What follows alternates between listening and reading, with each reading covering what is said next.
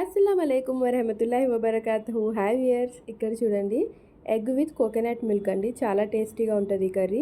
Coconut milk చాలా nutritions కూడా మంచిగా ఉంటాయి. సో మీరు ఒకసారి ట్రై చేయండి. ప్యాన్లో ఒక 3 స్పూన్స్ ఆయిల్ తీసుకొని అందులో ఒక half spoon red chilli powder, పావు స్పూన్ పసుపు వేసి ఇందులో బాయిల్ చేసిన ఎగ్స్ అయితే యాడ్ చేయాలండి. ఇక్కడ 8 ఎగ్స్ అయితే యాడ్ చేశాను. యాడ్ చేసి ఈ ఎగ్స్ ఏదైతే యాడ్ చేసామో దాన్ని మంచిగా మనం రోస్ట్ అయితే చేసుకోవాలి. బాయిల్డ్ ఎగ్స్ వేస్తే టేస్ట్ వేరుగా ఉంటుంది. మనం ఇలా రోస్ట్ చేసిన ఎగ్స్ వేస్తే కర్రీస్లో కానీ పులుసులో కానీ ఆ టేస్ట్ అనేది వేరేగా ఉంటుంది.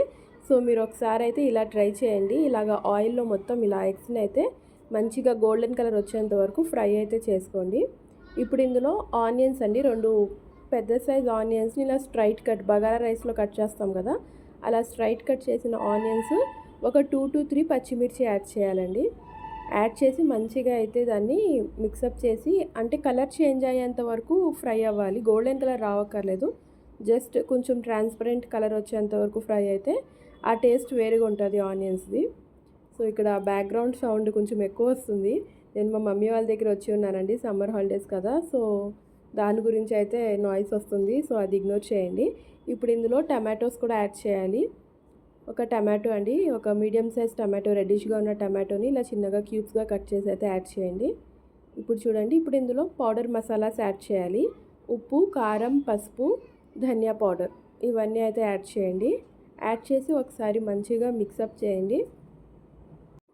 ఇది మంచిగా అయితే మిక్సప్ చేయండి. ఇది కింద అడుగంటకుండా ఈ మసాలా పౌడర్స్ ఏవైతే ఉన్నాయో అవి మాడకుండానే అప్పుడు మనం కోకోనట్ అండి, ఒక ఫుల్ పెద్ద సైజ్ కోకోనట్ని హాట్ వాటర్ వేసి మొత్తం మిల్క్ అనేది తీసి పెట్టుకున్నాము. 1 కప్ అండి, చూస్తున్నారు కదా, ఈ కప్తో అయితే మనం మిల్క్ తీసుకున్నాము. ఆ మిల్క్ మొత్తాన్ని అయితే ఇందులో యాడ్ చేయాలి. కొబ్బరి పాలు అంటారు కదా, అది అయితే యాడ్ చేయాలి. పాలు వేయలేదండి, వామ్ వాటర్ అండి, కొంచెం గోరువెచ్చగా ఉన్న వాటర్ అయితే వేసి మొత్తం దాన్ని ఫిల్టర్ చేసి ఆ మిల్క్ని అయితే ఇందులో యాడ్ చేయాలి. యాడ్ చేసి ఒక 10 minutes మీడియం ఫ్లేమ్లో పెట్టి లిడ్ పెట్టేయండి. అప్పుడు అది ఆయిల్ అనేది సపరేట్ అవుతుంది. ఇప్పుడు ఇక్కడ ఫ్లేవర్ కోసం కరివేపాకు యాడ్ చేయండి. చాలా టేస్టీగా ఉంటుందండి ఈ కర్రీ అనేది. అంటే కోకోనట్ వేస్తే వేరుంటుంది, కోకోనట్ మిల్క్ వేస్తే వేరేగా ఉంటుంది.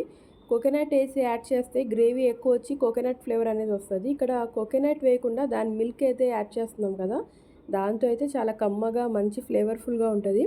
ఎగ్ కర్రీస్ మనం ఇంట్లో ఎలాగోనో చేస్తూనే ఉంటాము. సో ఎప్పుడైనా ఈ విధంగా ట్రై చేయండి. వైట్ రైస్లో ద బెస్ట్ కాంబినేషన్ అనమాట. ఇప్పుడు ఇక్కడ ఫ్లేవర్ కోసం నేను కరివేపాకు అయితే యాడ్ చేశాను. అంతే అండి, ఇప్పుడు ఇక్కడ ఆయిల్ సపరేట్ అవుతున్నప్పుడు అయితే అయిపోయింది. ఇది చపాతీస్లో కూడా బాగుంటుంది. ఈ కర్రీ ఫ్లేవర్ అనేది చాలా మంచిగా ఉంటుంది అనమాట, డిఫరెంట్గా ఉంటుంది. కోల్కతాలో అయితే స్పెషల్గా మనకి బయట దొరుకుతుంది చికెన్ కర్రీ, అవి ఎలా దొరుకుతాయో అక్కడ coconut milk with egg curry అని దొరుకుతుంది. చాలా టేస్టీగా ఉంటుంది. సో అయిపోయింది, స్టవ్ ఆఫ్ చేసి మనం డిష్ అవుట్ అయితే చేసుకుందాం చూడండి. సో మీరు ఒకసారి ట్రై చేయండి ఈ రెసిపీ. ఎగ్తో ఇంకా ఏమైనా కర్రీస్ అప్లోడ్ చేయండి అని చెప్పారు కదా, సో ఎగ్తో అయితే కర్రీస్ నేను అప్లోడ్ చేస్తున్నాను.